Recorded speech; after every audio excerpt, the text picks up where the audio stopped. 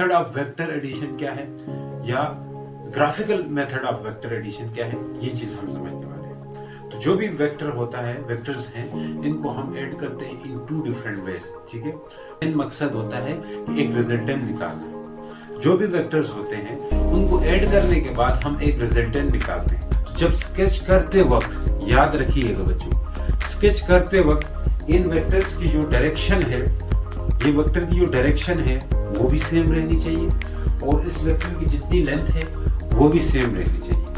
यदि अगर किसी वेक्टर की डायरेक्शन और उसकी लेंथ सेम रहेगी तो मतलब क्या है कि आपने उस वेक्टर का पैरेलल शिफ्टिंग की है, तो वही पैरेलल शिफ्टिंग वेक्टर को स्केच करते हुए आपको अलाउ की जाती है। तो आप ऐसा ना करो कि पहले आप किसको ड्रा करो बच्चों, पहले आप वेक्टर बी को ड्रा करो फिर वेक्टर ए को ड्रा करो। एडिशन ऑफ वेक्टर के अंदर मतलब ये कि हम डिफरेंट मेथड्स पढ़ेंगे, जिसमें हमारे पास एक होगा ग्राफिकल मेथड और दूसरा होगा एनालिटिकल मेथड।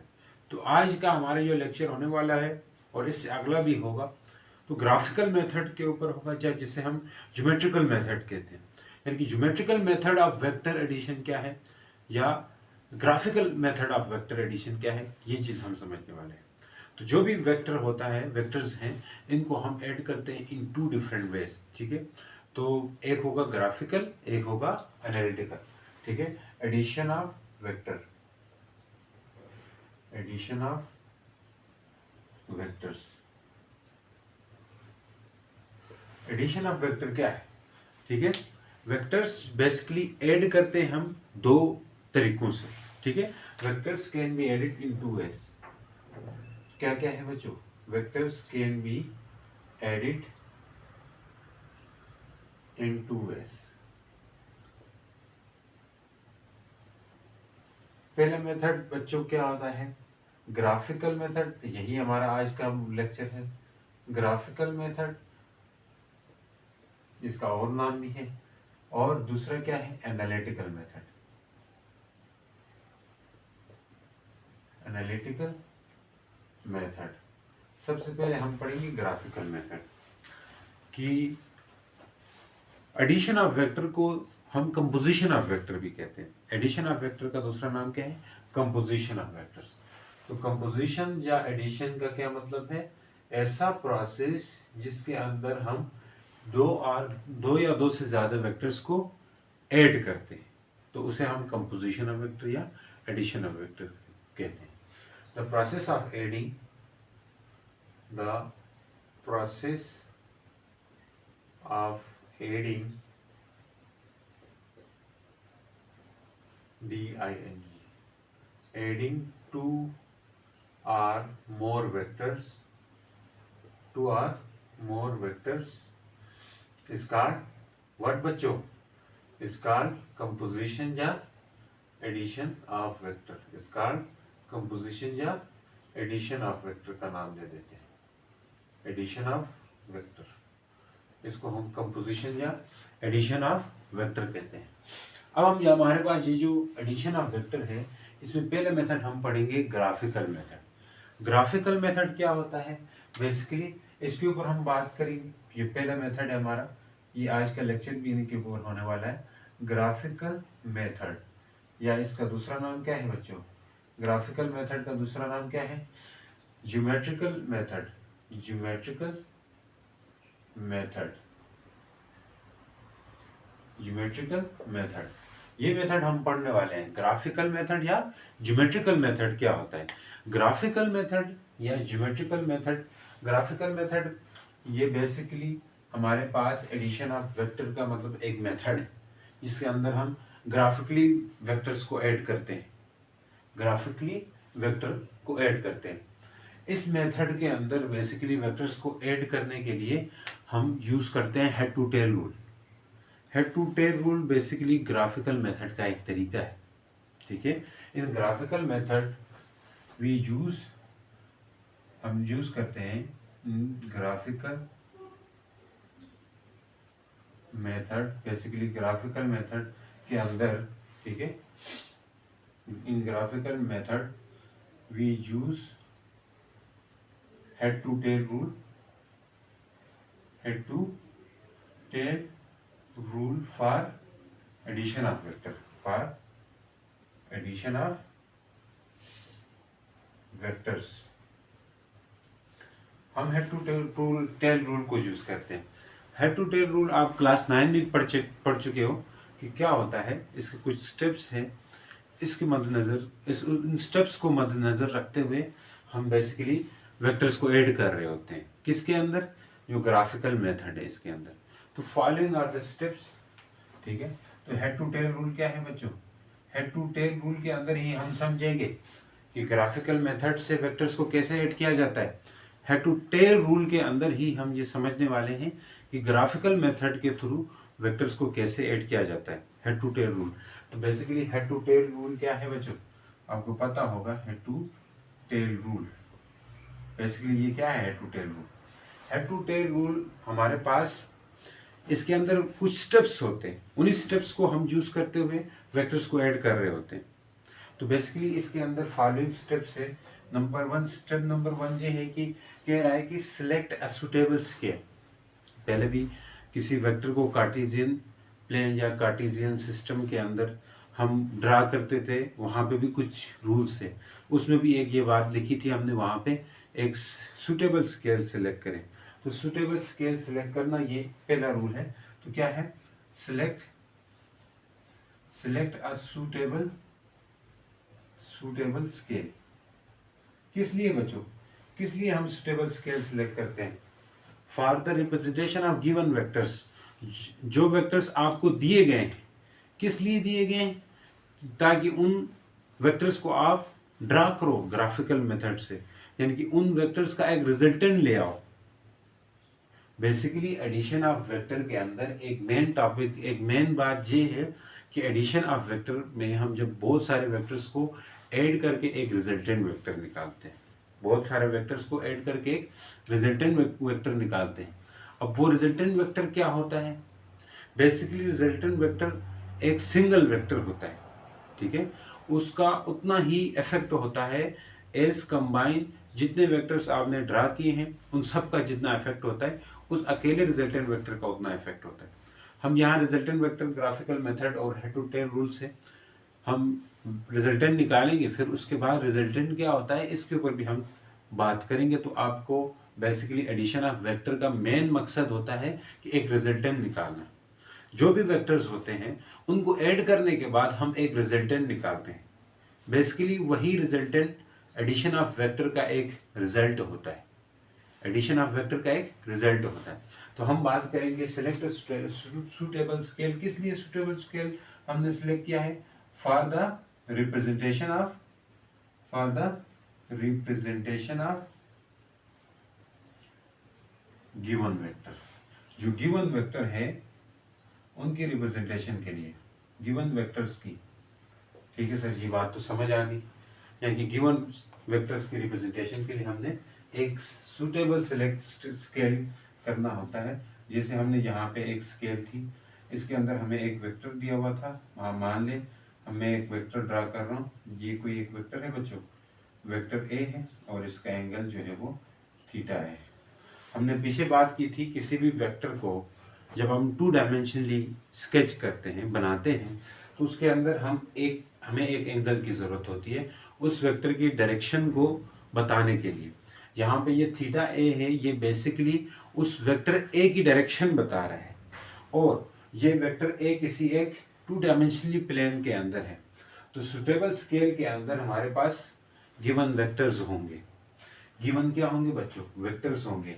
जैसे एक गिवन वेक्टर और भी है, मान ले, जो कि मैं कह देता हूँ वेक्टर बी है, और इसका एंगल क्या है बच्चों? Theta B. अब इस वेक्टर बी, ये जो वेक्टर बी है, ये भी एक हमारे पास अनदर वेक्टर है।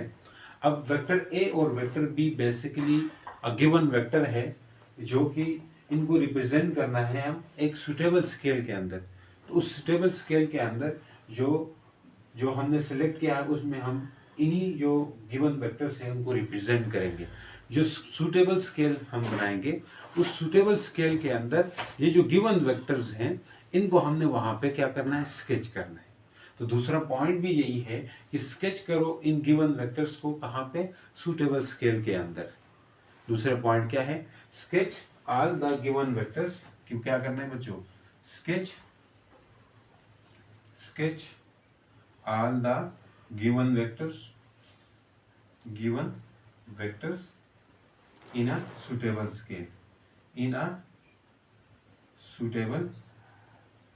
स्केल। अब सुटेबल स्केल बनाए तो सही सर, आपने बनाए नहीं, सुटेबल स्केल किए जा रहे हैं, तो हम इन दोनों को स्केच करेंगे, यानी कि हेड टू टेल रूल की मदद से। स्केच करने के बाद क्या करना है कि हमने इनका एक रिजल्टेंट निकालना है।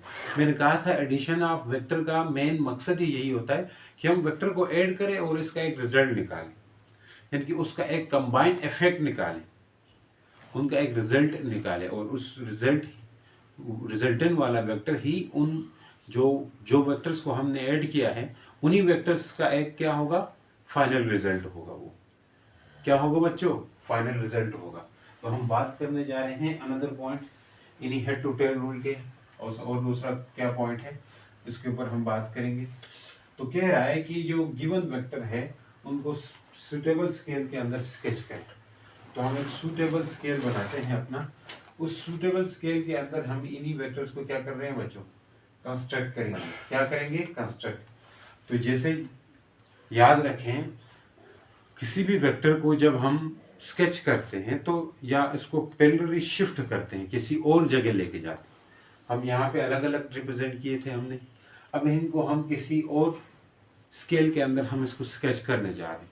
तो जब स्केच करते वक्त याद रखिएगा बच्चों, स्केच करते वक्त इन वेक्टर्स की जो डायरेक्शन है, ये वेक्टर की जो डायरेक्शन है वो भी सेम रहनी चाहिए, और इस वेक्टर की जितनी लेंथ है वो भी सेम रहनी चाहिए।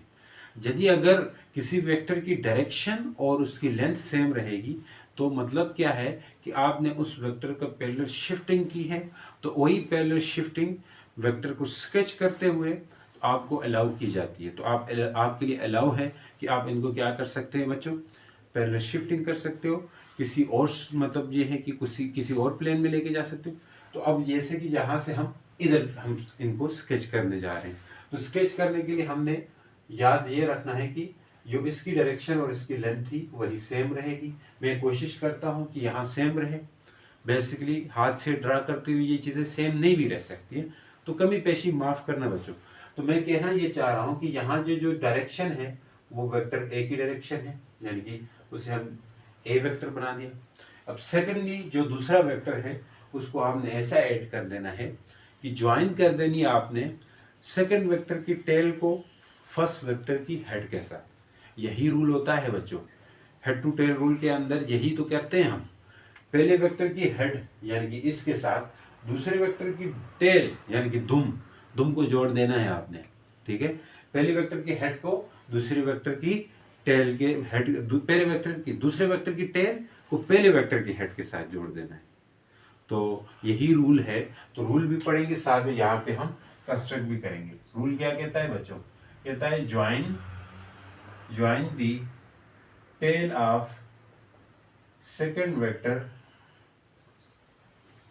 Vector to the head of first vector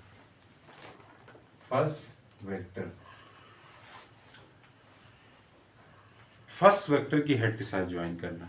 और अगर तीन वेक्टर होते हैं तो तीसरे वेक्टर की, एक और वेक्टर होता है, तो तीसरे वेक्टर की टेल को इस दूसरे बी वाले वेक्टर यानी कि सी वेक्टर अगर होता तो उस सी वेक्टर की टेल को बी वाले वेक्टर की हेड के साथ हम जोड़ते हैं। यानी कि कह रहा है कि ज्वाइन करो सेकंड वेक्टर की टेल को फर्स्ट वेक्टर की हेड। फर्स्ट वेक्टर ए है बच्चों, सेकंड वेक्टर हम इसको कंस्ट्रक्ट करेंगे कुछ इस तरह, ये हम कह देंगे कि बी वेक्टर है। अब इसकी ये जो एंगल है, डायरेक्शन है, वो भी इतनी ही रहनी चाहिए। तो वेक्टर बी हमने कंस्ट्रक्ट किया बच्चों, वेक्टर बी कंस्ट्रक्ट किया। और अगर एक तीसरा वेक्टर होता बच्चों तो इस दूसरे वाले वेक्टर की हेड के साथ उस तीसरे वेक्टर की टेल को हम जोड़ देते। तो इसी पॉइंट के अंदर एक बात आगे और भी लिखी हुई है, वो बात ये है कि इसी प्रोसेस को यानी कि अगले वाले वेक्टर की टेल को पिछले वाले वेक्टर की हेड के साथ जोड़ने वाला प्रोसेस, कौन सा प्रोसेस, जो इससे अगला वेक्टर स्केच करोगे उस वेक्टर की टेल को पिछले वाले वेक्टर की हेड के साथ, यानी कि आपने क्या कर देना है, जोड़ देना है, कोइंसाइड कर देना है, और यही प्रोसेस आपने कंटिन्यू रखना है till the last vector is added. तो हम कहेंगे, कंटिन्यू करेंगे इस प्रोसेस को। क्या कह रहा है? Continue this process till the last vector is added. Last vector is added. Last vector को ऐड करने तक ये प्रोसेस आपने कंटिन्यू करना है बच्चों। सर समझ आ गई? ठीक हो गया। आगे और होते तो हम उनको भी कंस्ट्रक्ट कर लेते, ये बात हमें समझ आ गई सर। आगे और होते तो उनको भी हम कंस्ट्रक्ट कर लेते, ये बात हमें समझ आ गई। इसके बाद कहता है कि इनका अब हमने रिजल्टेंट निकालना है। एडिशन वेक्टर का तो यही तो मोल होता है, यही तो हमें मतलब कि मिलता है आउटपुट के तौर पे, कि हम जो वेक्टर जोड़े थे उनका एक रिजल्टेंट निकले, यही तो हमारा मेन मकसद होता है। तो फॉर रिजल्टेंट वेक्टर हम क्या करेंगे कि एक वेक्टर ड्रा करेंगे अपोजिट ऑर्डर में, या एक वेक्टर ड्रा करेंगे जो कि फर्स्ट वेक्टर की टेल के साथ उस वेक्टर की टेल मिले और लास्ट वेक्टर की हेड के साथ उस वेक्टर की हेड मिले।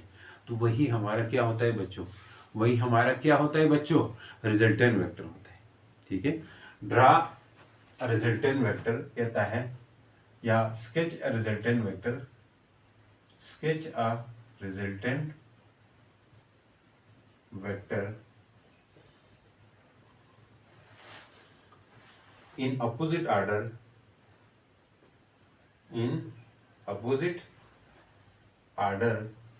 such that बच्चों किस तरह? such that tail of first vector coincide with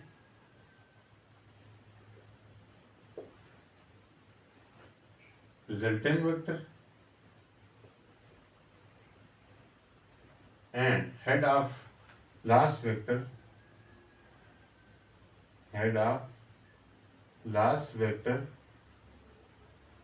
to head of resultant vector। ठीक है। रिजल्टेंट वेक्टर के साथ, जैसे ये हमने रिजल्टेंट वेक्टर बनाया और ये हमारा इधर के लिए इस केस में रिजल्टेंट वेक्टर ये बी है, तो यही होगा रिजल्टेंट वेक्टर जो कि अपोजिट ऑर्डर में है। जैसे पहले ऐसे नहीं होता था, पहले उल्टा, मतलब ये कि पहले की हेड के साथ दूसरे की टेल होती थी। अब हमने अपोजिट ऑर्डर में कर दिया कि पहले वाले के टेल के साथ टेल ही जुड़े और लास्ट वाली हेड के साथ हेड ही जुड़े, तो वो रिजल्टेंट होगा। अब पांचवा पॉइंट में कहता है कि to determine the direction of resultant. अगर हम फाइंड करना चाहते हैं रिजल्टेंट की डायरेक्शन को, तो जो एंगल पॉजिटिव एक्स एक्सिस के साथ हो और एंटी क्लॉकवाइज में हो, वही रिजल्टेंट वेक्टर की डायरेक्शन होगी। फॉर फाइंडिंग या for determining the direction of resultant vector हमें क्या करना चाहिए? हमें angle with positive X axis और in opposite anti clockwise direction जो एंगल होगा वही रिजल्टेंट वेक्टर की डायरेक्शन बताएगा बच्चों, वही रिजल्टेंट वेक्टर की डायरेक्शन बताएगा। तो हम लिख सकते हैं पांचवा पॉइंट, क्या लिख सकते हैं? To determine the direction of resultant vector, जिसे हम क्या कह सकते हैं? रिजल्टेंट वेक्टर की डायरेक्शन को क्या बोल सकते हैं? Theta are.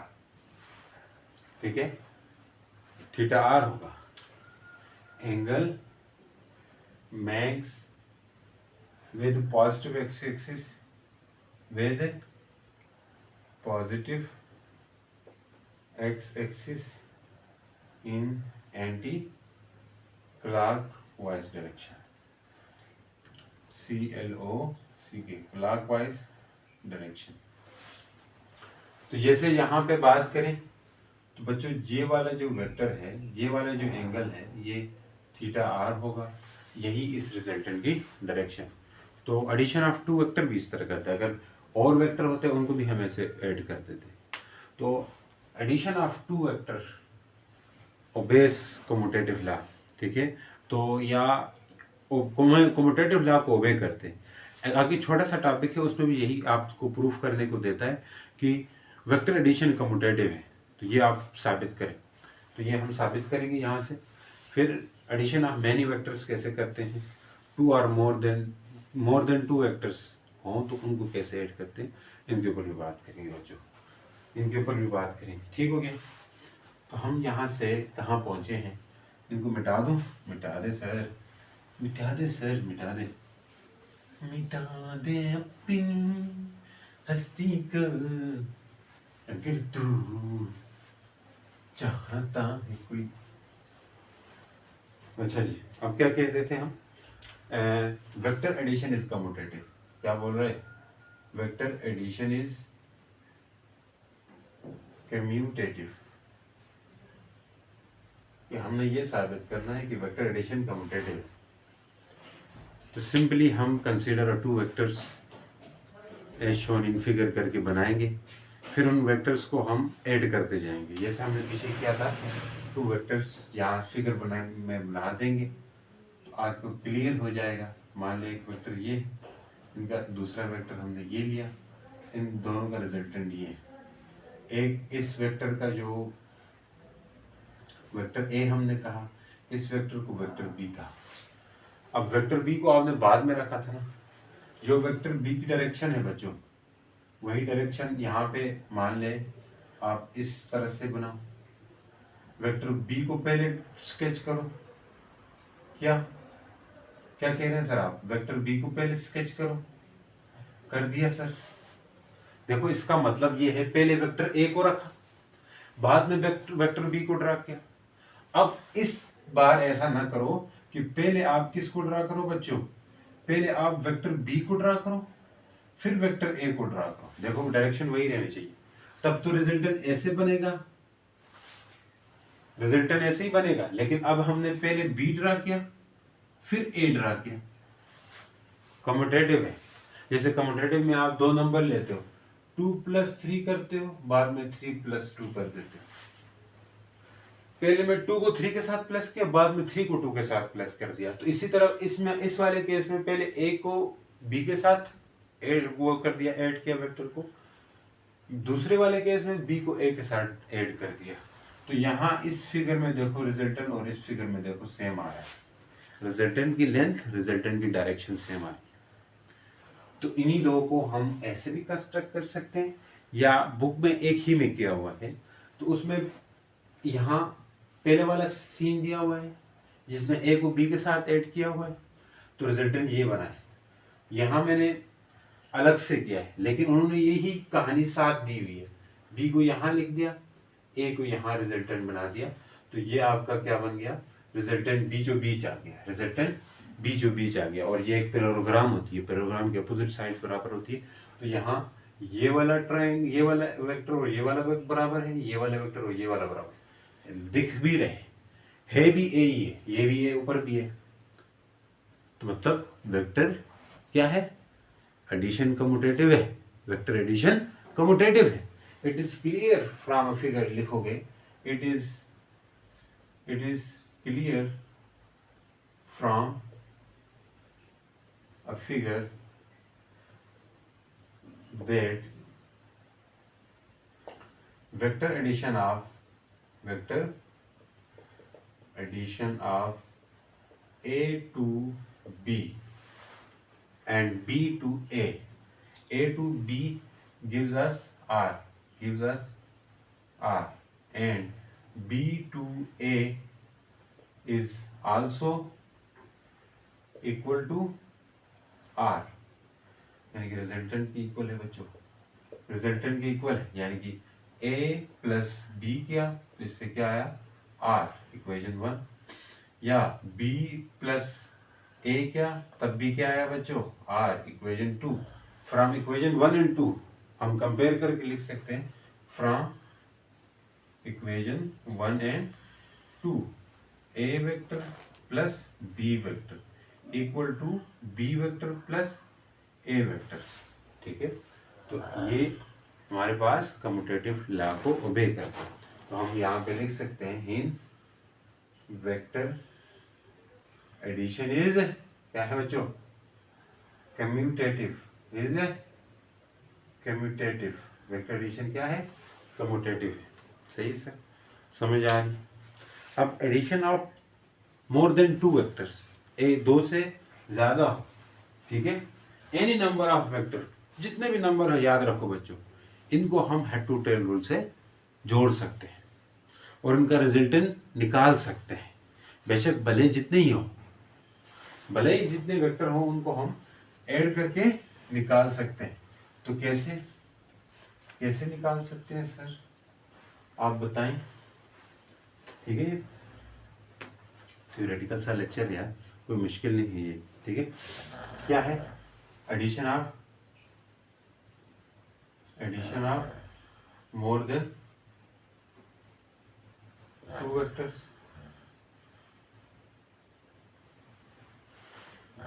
मान लिया इसके लिए बहुत सारे वेक्टर्स दिए हुए हैं आपको, कहीं पे वेक्टर ए दिया हुआ है, वेक्टर बी दिया हुआ है, वेक्टर मान ले ए इस तरह, वेक्टर बी मान ले कुछ इस तरह है, फिर एक वेक्टर सी भी दिया हुआ है, वेक्टर ए दिया हुआ, बी दिया हुआ है, सी दिया हुआ है।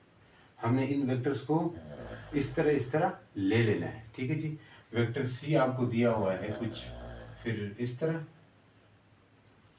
वेक्टर डी दिया हुआ है फिर आपको कुछ इस तरह, ठीक है, कुछ उधर ही दिया हुआ है।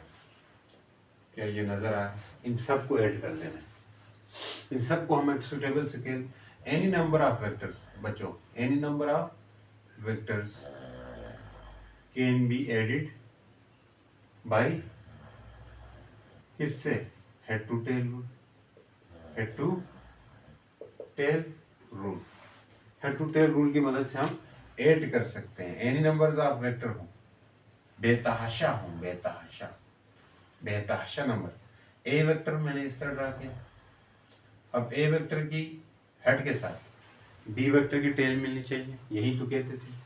अब डायरेक्शन सेम होनी चाहिए बच्चों, बी वेक्टर आ गया, अब सी वेक्टर थोड़ा इस तरह है खिसका हुआ, थोड़ा इस तरह है खिसका हुआ सी वेक्टर, फिर डी वेक्टर थोड़ा इस तरह है खिसका हुआ, फिर रिजल्टेंट अपोजिट ऑर्डर में यही होगा हमारा रिजल्टेंट आर वेक्टर, जो कि क्या है, अपोजिट ऑर्डर में है। लास्ट पहले वेक्टर की टेल के साथ जोड़ देते हैं रिजल्टेंट की टेल, और लास्ट वाली हेड के साथ जोड़ देते हैं रिजल्टेंट की हेड।